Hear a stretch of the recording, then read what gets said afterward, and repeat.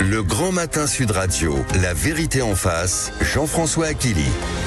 Dans un instant, dans une dizaine de minutes, en fait, le débat de la vérité en face, vous appelez au 0826 300 300 autour de la jeunesse déclassée. Vous savez, quand on a 30 ans aujourd'hui, quand on avait 30 ans en 1970, les temps ont bien changé. En attendant, allez, 9h21, c'est quoi le problème? Félix Mathieu, avec vous, on parle du secteur de la petite enfance qui a bien du mal à recruter, et notamment les crèches. Oui, beaucoup de structures sociales d'aide à l'enfance ou bien de crèches ont du mal à trouver des salariés, donc elles pallient un peu l'urgence en recrutant comme elles peuvent.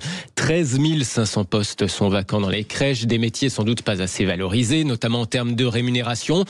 Pas assez de candidats, ces structures font donc avec les moyens du bord, au jour le jour, au risque de recruter parfois vite et mal, en n'étant pas assez regardantes. On l'a vu récemment, plus de 1700 personnes ont été écartées des métiers liés à l'enfance à cause de leurs antécédents judiciaires. Jusqu'ici, les employeurs étaient censés vérifier par eux-mêmes les profils des candidats, par exemple en envoyant des demandes de vérification du casier judiciaire à l'administration. Bien souvent, ça ne suivait pas vraiment, la demande se perdait ou même il n'y avait aucune vérification quand fallait trouver quelqu'un la veille pour le lendemain. Alors, du coup, la logique a été inversée. Désormais, Félix, c'est au candidat de fournir obligatoirement une attestation, comment vous dites, d'honorabilité. Oui, c'est le terme employé, un nouveau système pour écarter les potentiels prédateurs sexuels des foyers de la protection de l'enfance, des crèches, des assistants familiaux ou bien des assistantes maternelles. La plateforme vérifie donc leur casier judiciaire, mais elle recoupe aussi avec le fichier des auteurs d'infractions sexuelles. Et résultat donc, 1733 personnes n'ont pas eu leur attestation. Elles ont été écartées presque... C'est du monde, hein? Oui, ça fait beaucoup. Presque 1% des professionnels de l'aide sociale à l'enfance écartés pour des antécédents incompatibles avec le travail auprès d'enfants. C'est par exemple des condamnations pour détention d'images pédopornographiques. Ces personnes devront être licenciées pour motif personnel. Et ce nouveau système de recoupement des fichiers vient d'être généralisé à l'ensemble du territoire. Oui, parce que c'est plus de 1700 personnes écartées. Donc c'était seulement dans 29 départements pilotes où la mesure avait été expérimentée. Mais depuis octobre, donc c'est désormais sur tout le territoire ce recoupement. 1 million de personnes vont être passées au crible comme ça, ou doivent déjà l'avoir été même. 1 million de personnes. L'année prochaine, ce sera élargi aussi aux candidats à l'adoption ainsi qu'aux salariés des secteurs du handicap ou des personnes âgées. Voilà donc pour le décor qui est planté avec vous, Félix. Bonjour Martine Brousse. Bonjour. Vous présidez, bienvenue sur l'antenne de Sud Radio, Martine Brousse, vous présidez la voix de l'enfant. Est-ce que, comme moi, ce chiffre de 1733 personnes écartées, ça vous a fait bondir ? Absolument pas, ce n'est que la pointe de l'iceberg. Et je pense que vous avez bien souligné justement qu'il n'y a que 29 départements. Donc vous voyez, on va pouvoir multiplier au moins par 5, puisqu'il y a plus de 100 départements en France. Je pense que nous sommes loin de la réalité. Et de plus, nous ne touchons que petite enfance. Oui. Ça veut dire que quand nous allons, et quand ce fichier, c'est ce que nous demandons, la voix de l'enfant et les associations, ce fichier doit permettre même à des familles qui recherchent pour garder leur enfant, qu'elles puissent, mais ça pour le moment c'est pas encore possible, mais nous allons l'obtenir, demander que la personne présente ce certificat d'honorabilité. Ça sera une sécurité. Vous savez que nous avons énormément, malheureusement, de situations d'agression sexuelle chez des animateurs, chez des babysitters, donc nous sommes là pour avant tout protéger les enfants. Je crois que le gouvernement et la haute commissaire à l'enfance, Madame Sarah El Haïry, a pris ce sujet à bras-le-corps. Allons jusqu'au bout. Oui, c'est la moindre des choses sur ce certificat. Félix Mathieu. D'ailleurs, c'est déjà en vigueur depuis octobre, ce certificat. On devrait bientôt savoir peut-être combien de personnes au niveau national ont pu être écartées comme ça. Tout à fait, mais au niveau de la petite enfance. C'est-à-dire que pour le moment, par exemple, nous, les associations, en tant que présidente, je ne peux pas demander ce certificat d'honorabilité. Oui.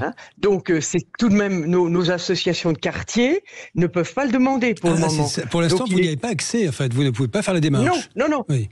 C'est pour ça. Et ce qui est intéressant, c'est que c'est pas l'employeur qui demande. C'est la seule chose, l'employeur demande que la personne présente ce certificat. Donc il n'y a pas de démarche de l'employeur pour faire une espèce de recherche de je ne sais quoi. C'est vraiment, d'accord, présentez-nous votre certificat d'honorabilité.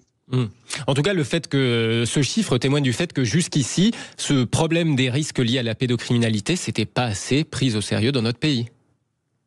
Alors, je ne dirais pas que c'était pas pris au sérieux. C'est vous, les médias, qui avez permis, par l'information, la circulation de l'information, les mesures, les associations, la justice, que l'on prenne conscience de l'importance des violences qui sont faites aux enfants. Je rappelle aussi que 80%, plus de 80%, sont intrafamiliales. Donc, ce qu'il faut, c'est prendre le sujet dans sa globalité et faire en sorte que aujourd'hui et demain, eh bien, des mesures soient véritablement appropriées pour mieux protéger les enfants. Mais on découvre au fur et à mesure. Regardez, il y a 15 ans, on parlait pas du numérique, on parlait pas des réseaux sociaux. Donc, je pense qu'il faut au contraire encourager ce qui est mis en œuvre aujourd'hui, parce que cela va nous permettre de mieux protéger les enfants. Félix. Des antécédents, ça ne veut pas dire évidemment que ces 1733 personnes qui ont été écartées étaient passées à l'acte dans leurs fonctions, mais il y avait un vrai risque. Tout à fait. Cette démarche, elle est aussi une démarche préventive. C'est-à-dire que des personnes qui ont été condamnées pour détention de photos pédopornographiques et autres, eh bien, n'auront plus accès aux enfants. C'est de la prévention. C'est pas, nous ne savons pas à quel moment un auteur va passer à l'acte. Donc, pour tout, en ce qui concerne les enfants, mettons tout en œuvre pour prévenir les passages à l'acte. Oui, Félix Mathieu, dernière parce question. Que là, on parle par exemple de détention d'images pédopornographiques. Quelles peuvent être les infractions autres qui justifieraient de ne pas avoir cette attestation? On parle bien seulement d'infractions en lien avec la délinquance sexuelle. Oui, nous souhaitons que par la suite, ça soit élargi, comme est le FIJES. Le FIJES recouvre toutes les formes de violence, le fichier dont vous avez parlé. Oui. Donc, il reprend il faudra que le certificat d'honorabilité prenne en compte toutes les condamnations d'actes de toute forme de violence. Et vous diriez en conclusion, et rapidement, Martine Brousse, pardonnez-moi, les choses avancent quand même à vos yeux. C'est du positif. Je crois qu'il faut qu'on arrête de dire ça va pas, ça va pas. Parce que après, moi, je comprends que les gens n'appellent pas ce fameux notre numéro vert national, le 119, comme je dis toujours, le 119. Vous avez un doute, un enfant est en danger, appelez le 119. Mais à force de dire que ça va pas, pourquoi voulez-vous que les gens appellent? Bien sûr. De toute façon, ils vont se dire, on pourra rien faire. Oui, ça Alors, sert à rien, on n'appelle pas, d'accord. Il y a encore des choses, il y a encore même peut-être que le 119 aura une difficulté parce que beaucoup d'appels de pas répondre tout de suite, mais faisons. Vous savez, c'est comme s'il y avait, au moment du Covid, on avait dit, bon, de toute façon, on n'a pas les moyens, on n'y va pas, ou toute autre infection.